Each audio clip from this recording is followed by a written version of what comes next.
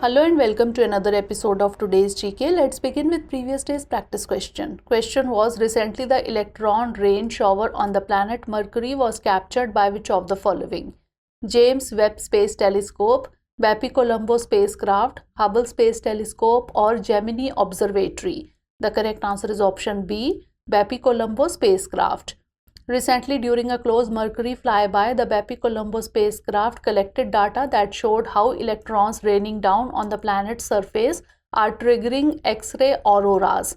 The Bepi-Colombo is a joint mission by the European Space Agency and the Japanese Aerospace Exploration Agency. The spacecraft's instruments observed the structure and boundaries of the planet's magnetosphere, and its data showed that it was in an unusually compressed state. The most likely explanation for this phenomenon is the high pressure exerted by solar wind. The dawn side of Mercury magnetosphere seemed to be accelerating high energy electrons, which in the end rained down on the planet's surface. Therefore, option B is the correct answer. Now let's begin today's session. First question is, consider the following statements regarding the Cinematograph Amendment Bill 2023. 1. It has provisions for harsher punishments for film piracy. 2. It proposes new classifications for age categories. Which of the statements given above is or are correct? 1 only, 2 only, both 1 and 2, or neither 1 nor 2? The correct answer is option C, both 1 and 2. Recently, the Union government has introduced the Cinematograph Amendment Bill 2023 in Rajya Sabha. The Cinematograph Amendment Bill 2023 has provisions for harsher punishments for film piracy. Hence, statement 1 is correct. This bill, which was originally proposed in 2019 by the government, it has provisions to classify films on the basis of age group instead of the current practice of rating them. Hence, statement 2 is correct. It also seeks to bring about uniformity in categorization of films and content across platforms. Therefore, option C is the correct answer. Next question is, consider the following statements regarding the Pradhan Mantri Krishi Sinchayi Yojana. 1. The Accelerated Irrigation Benefit Program is a component of this scheme. 2. The Watershed Development component of the scheme is being implemented by the Department of Agriculture and Farmers Welfare. Which of the statements given above is or are correct? 1 only, 2 only, both 1 and 2, or neither 1 nor 2? The correct answer is option A, 1 only. Recently, the Ministry of Jal Shakti presented the progress made on the Pradhan Mantri Krishi Sinchayi Yojana in a written reply in Lok Sabha. The PMKSY was launched during the year 2015-16 to enhance physical access of water on farm and expand cultivable area under assured irrigation, improve on-farm water use efficiency, introduce sustainable water conservation practices, etc.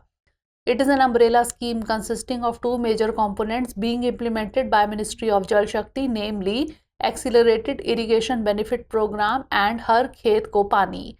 Hence, statement 1 is correct. PMKSY also consists of Watershed Development component, which is being implemented by Department of Land Resources, Ministry of Rural Development. Hence, statement 2 is not correct. The Per Drop More Crop component being implemented by Department of Agriculture and Farmers Welfare was also a component of PMKSY during 2016 to 21 and is now being implemented separately by DOA and FW. Therefore, option A is the correct answer. Next question is, the Galvanizing Organic Bio-Agro Resources dhan or GOBARdhan is a component of which of the following? National Biogas and Manure Management Program, Waste to Energy, Jawaharlal Nehru National Urban Renewal Mission, or Swachh Bharat Mission Grameen? The correct answer is option D, Swachh Bharat Mission Grameen. Recently, the Union Minister of State for Jal Shakti gave information on the progress of galvanizing organic bio-agro resources dhan, GOBARdhan, in a written reply in Lok Sabha. The GOBARdhan was launched in 2018, which is an integral component of solid waste management under Phase 2 of Swachh Bharat Mission Grameen. It was launched for ensuring cleanliness in villages by converting organic or biodegradable waste, including cattle dung, kitchen leftovers, crop residue and market waste, etc., into biogas and bioslurry to improve the lives of villagers. Under SBMG, financial assistance of up to ₹50 lakhs per district is available for the entire program period from 2020-21 to 2024-25 for setting up of community level biogas plants. Therefore, option D is the correct answer. Next question is, which of the following best explains the Sustainable Development Goals 7 or SDG 7? No poverty, affordable and clean energy, responsible consumption and production, or clean water and sanitation. The correct answer is option B, affordable and clean energy. Recently, at a side event of the 4th Energy Transition Working Group in Goa, the Ministry of New and Renewable Energy, in association with the International Solar Alliance, released a roadmap of solar energy for universal energy access. The sustainable development was first defined in the Brundtland Commission in its report Our Common Future in the year 1987. The Sustainable Development Goals are an intergovernmental agreement that replaces the Millennium Development Goals as the post-2015 Development Agenda. The Open Working Group on Sustainable Development Objectives of the United Nations General Assembly set 17 goals with 169 targets and 304 indicators to be accomplished by 2030. It includes a dedicated and standalone goal on energy, SDG 7, calling to ensure access to affordable, reliable, sustainable and modern energy for all. Therefore, option B is the correct answer. Next question is, recently launched, the India Climate Energy Dashboard 3.0 is an initiative of which of the following? Ministry of Information and Broadcasting, Ministry of Environment, Forest and Climate Change, Ministry of Earth Sciences, or Niti Aayog. The correct answer is option D, Niti Aayog. Recently, the Niti Aayog has released the India Climate Energy Dashboard 3.0. The ICED is the country's one-stop platform for near real-time data on the energy sector, climate and related economic data sets based on government-published sources. Developed as a user-friendly platform, ICED 3.0 enables users to freely access and analyze datasets using an analytical engine. It will facilitate insights and enhance understanding about the energy and climate sectors while identifying the key challenges. The portal will draw insights from the available data parameters and hence immensely useful in monitoring the progress of India's clean energy transition journey. Therefore, option D is the correct answer. Next question is, sometimes seen in the news, the Seva Bhoj scheme is an initiative of which of the following? Ministry of Corporate Affairs, Culture, Food Processing Industries, or Ministry of Social Justice and Empowerment. The correct answer is option B, Ministry of Culture. Recently, the Ministry of Culture informed that a total of 466 lakh rupees of GST collection has been reimbursed Seva Bhoj scheme during the last 3 years. The Seva Bhoj scheme is a scheme to reimburse central share of CGST and IGST on food, prasad, langar or bhandara offered by religious and charitable institutions. The main objective of the scheme is to lessen the financial burden of such charitable religious institutions which provide free of cost without any discrimination to the general public and devotees. It is a central sector scheme of the Ministry of Culture. Therefore, option B is the correct answer. Next question is, recently seen in the news, the G20 Think is launched by which of the following? Ministry of Culture, Niti Aayog, Ministry of Education, or Indian Navy? The correct answer is option D, Indian Navy. Recently, the Indian Navy has launched the second edition of the Indian Navy quiz G20 Think. It is hosted under the aegis of the G20 Secretariat, the Indian Navy, and the Navy Welfare and Wellness Association. The quiz has been conceptualized as a national and international quiz competition that brings together youth from different regions and geographies and enables them build lasting friendships in the spirit of Vasudhaiv Kutumbakam, world is one family. The G20 Think comprises 2 levels, the national round and the international round. Therefore, option D is the correct answer. Next question is, consider the following statements regarding the Sexual Harassment of Women at Workplace, Prevention, Prohibition and Redressal Act 2013. 1. It mandates that every employer must constitute an internal complaints committee at each office or branch that has 10 or more employees. 2. Under the Act, there is no provision for punishment for false or malicious complaint and false evidence. 3. It mandates that the ICC must provide a report of its findings to the employer within 10 days.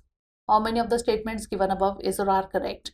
Only 1, only 2, all 3 or none? The correct answer is option B, only 2. Recently, the Union Minister of Youth Affairs and Sports has informed that the provisions of the Sexual Harassment of Women at Workplace, Prevention, Prohibition and Redressal Act 2013 are applicable to all national sports federations as applicable to any entity defined in the Act. The POSH Act mandates that every employer must constitute an internal complaints committee at each office or branch that has 10 or more employees. Hence, statement 1 is correct.